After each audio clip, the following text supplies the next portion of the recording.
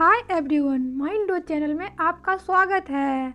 आज हम alchemist book का समरी जानेंगे जिसका ऑथर पाउलो कोएल्हो है। तो शुरू करते हैं। सेंटियागो नाम का एक चरवाहा लड़का था जो दिन भर अपने भेड़ के झुंड को चराता था और उस शाम एक खंडहर में रुकने का फैसला किया। वह खंडहर एक टूटा हुआ चर्च था और उसके पास एक विशाल गूलर का पेड़ बढ़ रहा था। वह अपने किताब का उपयोग तकिए के रूप में किया और खुद से कहा उसे मोटी बुक पढ़ना होगा। वे लंबे समय तक चलेंगे और अधिक आरामदायक तकिया बनेंगे। वो थोड़ी देर सोना चाहता था। इसी बीच उसे वही सपना आया जो पिछले सप्ताह आया था। उसका हमेशा से मानना था कि भेड़ें जो कहती है वह समझ जाता है।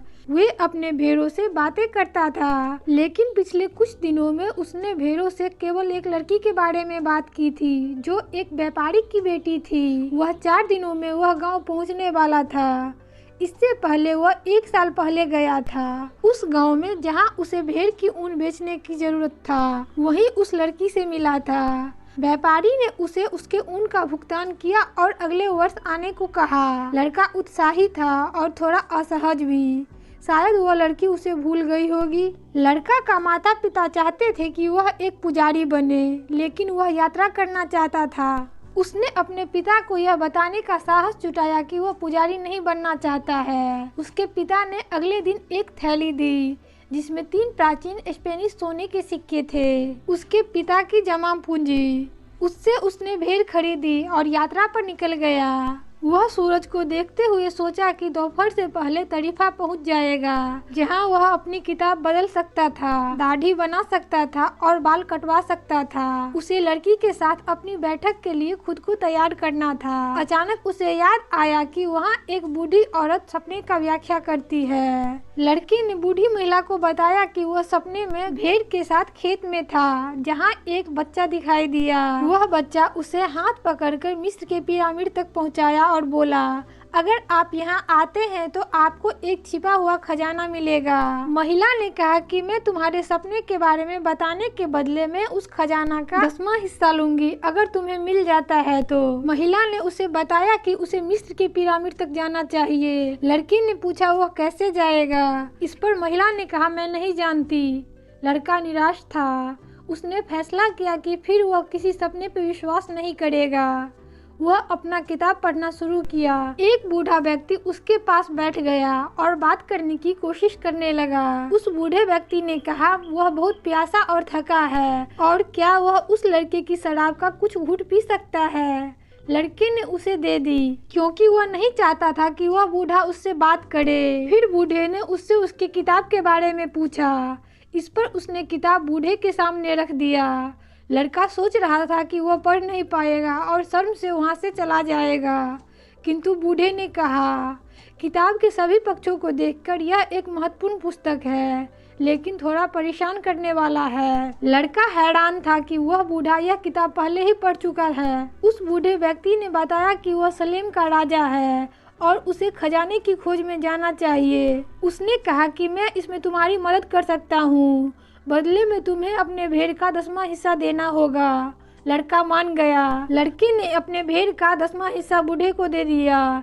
बदले में बूढ़े ने एक सफेद और काले रंग का पत्थर देते हुए कहा इसे उरीम और थुमीम कहा जाता है। काला हाँ और सफेद नहीं का प्रतीक है। यह तुम्हें निर्णय लेने में मदद करेगा। लड़के ने बाकी के भेड़ बेच दिया और पैसे लेके मिस्र की यात्रा पर निकल गया। रास्ते में उसे एक लड़का मिला जो उससे कहा कि शायद कुछ ही दिनों में वो पिरामिड के पास होगा और इसके लिए उसे 2 ऊंट खरीदने की जरूरत है। लड़का ने उसे अपना पैसा दे दिया और सोचा वह हमेशा उस लड़के पे नजर रखेगा। बाजार में हर तरफ बिक्री के लिए वस्तुओं का स्टॉल लगा था। हजारों लोग थे। उसी बीच उसे एक तलवार दिखी जो उसे बहुत पसंद आया। लड़के ने खुद से वादा किया कि जब वह मिस्र से लौटेगा तो वह तलवार जरूर खरीदेगा। वह तलवार की कीमत अपने दोस्त को बता रहा था कि उसे महसूस हुआ कि उसका दोस्त वहाँ नहीं था। वह घबरा गया, लेकिन फिर भी उसे आशा थी कि वह कहीं नहीं गया होगा। उसने उसे बहुत खोजा, लेकिन उसका साथी नहीं मिला।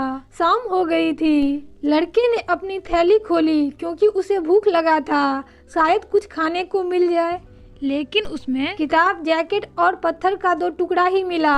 उसने एक कैंडी विक्रेता की मदद की। बदले में कैंडी विक्रेता ने उसे मिठाई दी। लड़के ने उसे धन्यवाद दिया और अपने रास्ते चला गया। सुबह से दोपहर हो रहा था। लड़के को भूख लग रहा था। उसने एक क्रिस्टल व्यापारी से बोला, मैं आपका क्रिस्टल साफ कर सकता हूँ, बदले में आप मुझे खाने के लिए कुछ दे सकते हैं। लड़के ने अपनी जैकेट से आधे घंटे तक बहुत सारे क्रिस्टल को साफ किया। इसी बीच 2 ग्राहक कुछ क्रिस्टल भी खरीदे। दोनों ने खाना खाया। व्यापारी ने लड़के से कहा, क्या वह उस दुकान में काम करना चाहेगा? लड़का तुरंत तैयार हो गया। लड़का बोला, मैं पूरी रात काम करूंगा जब तक कि भोर नहीं हो जाता, और मैं आपकी दुकान की क्रिस्टल के हर टुकड़े को साफ कर दूंगा। बदले में मुझे कल मिस्र जाने के लिए पैसे की जरूरत है। व्यापारी हंसा और कहा, अगर तुम 1 साल तक भी काम करोगे और हर टुकड़े को बेचकर अच्छा कमीशन मिलेगा, फिर भी तुम्हें मिस्र तक जाने के लिए उधार पैसे लेने होंगे। यहाँ और वहाँ के बीच हजारों किलोमीटर का रेगिस्तान है। लड़का उदास हो गया। फिर वह बोला, मैं आपके लिए काम करूंगा क्योंकि कुछ भेड़ खरीदने के लिए मुझे पैसे चाहिए। लड़का वहाँ काम करता रहा, हर टुकड़े पर अच्छा कमीशन कमाता रहा। एक दिन वह व्यापारी से बोला, मैं क्रिस्टल के लिए एक प्रदर्शन मामले का निर्माण करना चाहता हूँ, जिससे अधिक से अधिक लोगों का ध्यान हमारी दुकान पे जाएगा और वे अधिक क्रिस्टल खरीदेंगे। पहले तो व्यापारी ने मना कर दिया, लेकिन जल्द ही वो मान गए। क्रिस्टल की बिक्री दिनों दिन बढ़ती जा रही थी। व्यापारी ने लड़के से बताया कि वह मक्का जाना चाहता है, लेकिन उसका सपना पूरा हो गया तो उसके पास जीने का कोई दूसरा कारण नहीं बचेगा। एक दिन लड़के ने एक आदमी को शिकायत करते हुए सुना कि पहाड़ी पर चढ़ाई के बाद कुछ पीने के लिए अच्छा जगह नहीं मिलता है। उसने व्यापारी से कहा कि हम चाय बेचने का काम शुरू कर सकते हैं। व्यापारी ने कहा, यहाँ पहले ही बहुत सी चाय की दुकान है। इस पर लड़के ने उसे बताया कि हम चाय क्रिस्टल के गिलास में बेच सकते हैं। लोग चाय का भी आनंद लेंगे और क्रिस्टल भी खरीदना चाहेंगे। व्यापारी जानता था कि पहले उसके दुकान में कभी कभी ही कुछ क्रिस्टल बिकते थे, लेकिन जब से वह लड़का आया है उसके दुकान की बिक्री बढ़ती जा रही थी। वह मान गया। अगले दिन से लोग चाय पीने के साथ साथ क्रिस्टल भी खरीदने लगे। काम इतना बढ़ गया कि व्यापारी ने 2 और कर्मचारियों को रखा। अब लड़का को आए 11 महीने 9 दिन हो चुके थे। आज वह मिस्र के लिए जाने वाला था। उसके पास इतने पैसे थे जिससे वह 120 भेड़, एक वापसी टिकट और अफ्रीका से उत्पादों को अपने देश में आयात करने का लाइसेंस खरीद सकता था। उसने व्यापारी से आज्ञा ली और कहा, आपके पास मक्का जाने के लिए पर्याप्त पैसे हैं। व्यापारी ने कहा, तुम्हें पता है कि मैं मक्का उसी तरह नहीं जाने वाला हूँ जिस तरह तुम कोई भेड़ खरीदने वाले नहीं हो। लड़के आश्चर्य में था। उसे कैसे पता चला कि वो भेड़ खरीदने वाला नहीं है। वह आगे रेगिस्तान के सफर के लिए चला गया। सफर में उसे एक अंग्रेज मिला। वो अंग्रेज रेगिस्तान में एक कीमियागर की खोज में जा रहा था। पूरे कारवां में 200 लोग थे। 400 जानवर, ऊंट, घोड़े और खच्चर थे। भीड़ में महिलाएं, बच्चे और तलवार से लैस पुरुष और राइफल वाले लोग थे। सभी ने प्रार्थना की कि वह रेगिस्तान सकुशल पार कर जाए। रास्ते में लड़के ने अंग्रेज को अपने बारे में बताया कि वह एक चरवाहा था, कैसे एक व्यक्ति उसका पैसा लेके भाग गया, कैसे वो क्रिस्टल दुकान पे काम किया। अंग्रेज को उसके क्रिस्टल दुकान का अनुभव ज्यादा पसंद आया। ज्यादातर समय अंग्रेज अपनी किताबों में ही डूबा रहता था। लड़का ऊंट के चालक से बात करता था। ऊंट के चालक ने अपने बारे में बताया कि उसके पास बाग, बच्चे और पत्नी थी। वो अपने परिवार के साथ 1 साल मक्का भी गया था जब उसकी फसल अच्छी हुई थी, लेकिन बाढ़ के कारण फसल खराब हो गया, इसलिए अब वह ऊंट चालक है। वो सभी सफर में आगे बढ़ रहे थे। अंग्रेज ने लड़के को बताया कि कीमियागर धातु को सोना में बदल सकता है। इसी बीच ऊंट चालक ने लड़के को बताया कि जनजातियों के बीच युद्ध शुरू हो चुका है और अभी हम लोग नखलिस्तान पहुंच चुके हैं। जानवर थके हुए थे। कारवां का नेता ने बताया कि जनजाति के बीच संघर्ष खत्म होने तक समूह को नखलिस्तान में रहना था। अंग्रेज कीमियागर की तलाश करने की कोशिश कर रहा था, लड़का और अंग्रेज एक कुएं के पास जाकर बैठ गया और वहां आने वाले लोगों से पूछने का निर्णय लिया। उसने जिससे भी पूछा सभी ने कहा वह ऐसा कोई व्यक्ति को नहीं जानते हैं। फिर लड़का ने एक लड़की से पूछा, यहाँ कौन है जो लोगों की बीमारियां ठीक करता है? लड़की ने उसे किमियागर का पता बता दिया। यह सुनते ही अंग्रेज उसके खोज में गायब हो गया। लड़का हर रोज उस लड़की के इंतजार में कुएं पर जाकर उसका इंतजार करने लगा। उसने उससे उसका नाम पूछा। लड़की ने बताया कि उसका नाम फातिमा है। लड़के ने फातिमा से कहा वह उससे प्यार करता है और उसे अपनी पत्नी बनाना चाहता है। लड़का ने अपने सपने के बारे में उसे बताया और अपनी अतीत की जिंदगी के बारे में भी। फातिमा ने कहा उसे अपने सपने को पूरा करना चाहिए, तब तक वह उसका इंतजार करेगी।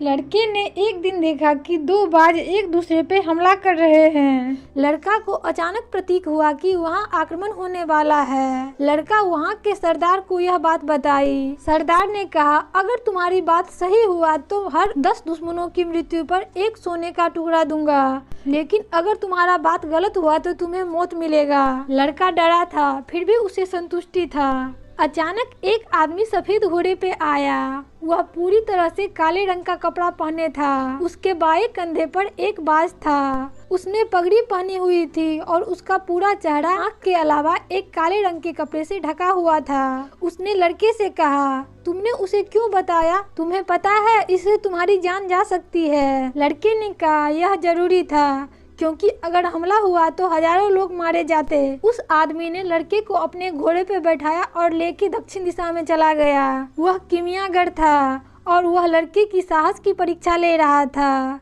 जिसमें लड़का पास हो गया था। किमियागर ने बताया कि जनजातियों के बीच युद्धों के साथ रेगिस्तान पार करना असंभव है, इसलिए मैं तुम्हें यहाँ लाया हूँ। यह नखलिस्तान की तरह एक तंबू था जहाँ कुछ किताबें, एक छोटा सा खाना बनाने का स्टोव और कालीन था। किमियागर ने अपने बाज को कुछ खाने पीने को दिया। लड़का ने उससे कहा मैं नहीं, वह दूसरा विदेशी अंग्रेज है जो आपको खोज रहा है। लड़का का कहा हुआ बात सच हो गया। नखलिस्तान के लोगों ने रेगिस्तान के घुड़सवारों को घेर लिया। आदिवासी सरदार ने लड़के को 50 सोने के टुकड़े भेंट दिए और लड़के को ओएसिस का काउंसलर बनने को कहा। किमियागर ने लड़के से कहा तुम अपना ऊँट बेचकर एक घोड़ा खरीदो, हम कल सफर के लिए रवाना होंगे। लेकिन लड़के का जाने का मन नहीं था। उसे एक सुरक्षित नौकरी और फातिमा के साथ रहना था। इस पर किमियागर ने उससे कहा तुम्हें पिरामिड तक जाना चाहिए। उसने यह भी बताया कि अभी ओमेंस उसके साथ है, लेकिन जब वह अपने सपने तक नहीं पहुंचेगा तो ओमेंस उससे जाने की जिद करेगी। उसे खजाना याद आएंगे। जब वह उसकी बात मानना छोड़ देगा तो ओमेंस भी उसका साथ छोड़ देगा, जिससे उसे किसी दुर्घटना का पहले प्रतीक नहीं होगा।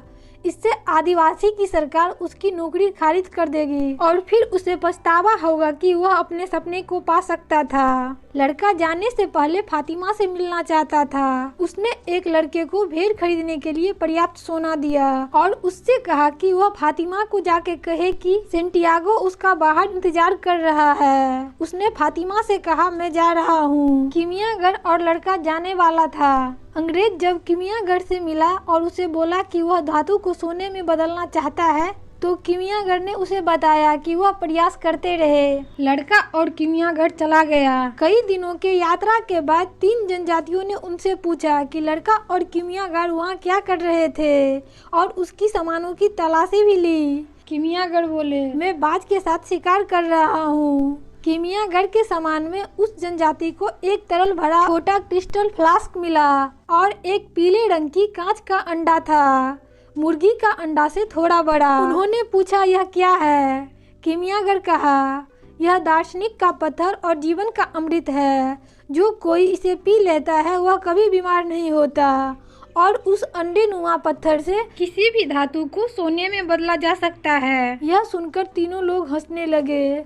साथ में किमियागर भी हंसने लगा। उसे लगा कि किमियागर मजाक कर रहा है। उन्होंने उसे जाने दिया और उसका सारा सामान लौटा दिया। दोनों एक साधु के रसोई में पहुँचे। वहाँ किमियागर ने आग जलाया और भिक्षुक ने कुछ शीशा दिया। किमियागर ने अपने थैली से पीले अंडे जैसी फ्लास्क में से शीशा में कुछ मिलाया।